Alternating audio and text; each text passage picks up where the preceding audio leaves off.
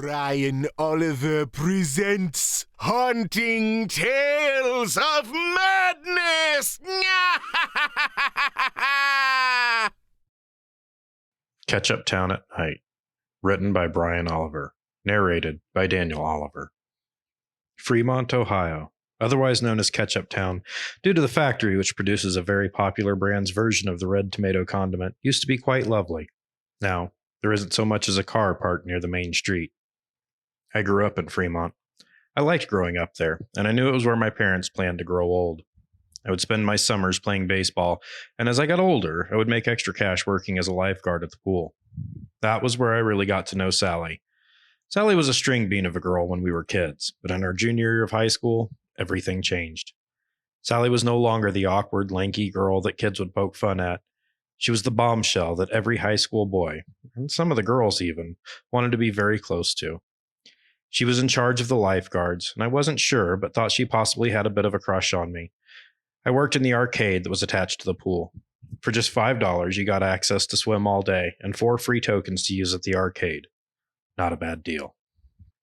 We worked together for 2 summers, but it was our last day of the season. We were each going to different colleges, when she kissed me on the cheek for the first time. That was also the last time that I would see Sally for about 5 years. We both went off and lived our lives and got our degrees.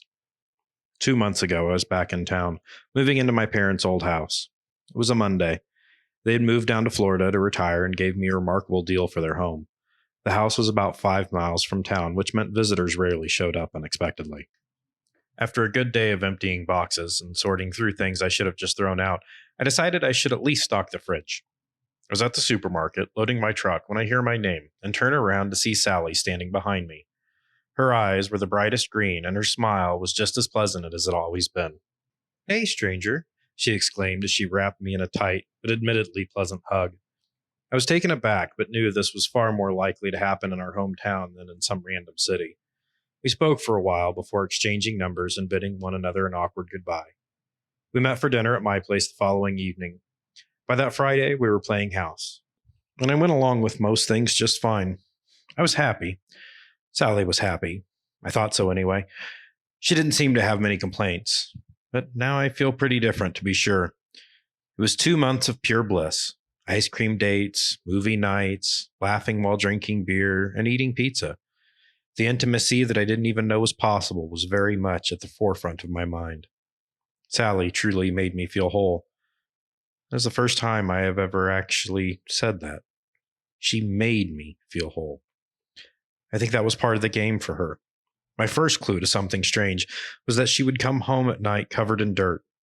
She would go straight to the shower and always change the subject when I asked about her job. I came home just a few nights ago, and the house looked like a hurricane had decided to take a shit right in my living room. Fear had welled inside of me as a panic set in, and I called and screamed for Sally. That was when I heard a low thud in the basement. I grabbed my wooden Mizuno baseball bat and took caution as I headed toward the basement door. There was another thud, alongside some whispering. That was when I saw 2 shadows. The light clicked on, and there was Sally, dressed in all black, looking up at me. She was not smiling. The man with her looked a bit older and was also dressed in black. They were carrying a box, and I could see a hole in my basement wall, almost like the entrance to a tunnel. Turned out to be exactly that. Sally and the man whose name I would come to know as George carefully set down the box. They both looked scared, but Sally attempted to smile and held up her hands. "Hey, okay, I know this looks really bad, but there is an explanation," she said with a tremor of fear in her voice. She explained to me that she and George were followers of a man that they called their shaman. I knew right from the get-go that her explanation would not hold water with me. Still, I listened as she told me about how they met this shaman on a retreat and that he had opened their eyes to the reality of the evils of the world. He had sent them on a mission. They were to take down people they referred to as the goats. The goats were basically anyone who might be deemed as the rich. My house gave them a perfect line to tunnel under the factory. The box contained a bomb, homemade, that they would use to complete their mission. Anger welled inside as Sally told me the truth. I was just a pawn with a piece of property that would help her and her twisted husband, of all things. I started to head back up the stairs to call the cops when George tried to stop me. I swung my bat in a full swing, and I can still feel the contact in my shoulders from when I connected with his skull. Sally screamed as George fell down the stairs. He landed hard. His forehead was sunken in and his eyes were glass. I'm pretty sure he was dead before the fall.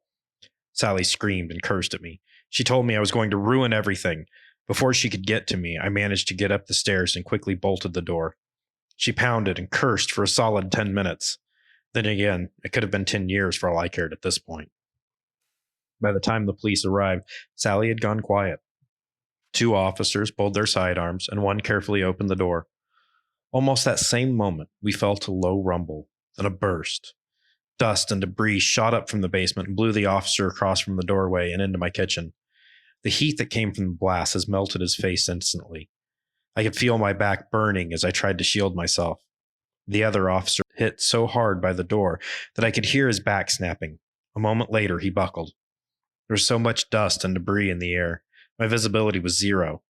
I looked out my living room window to see the factory off in the distance as it was collapsing in on itself.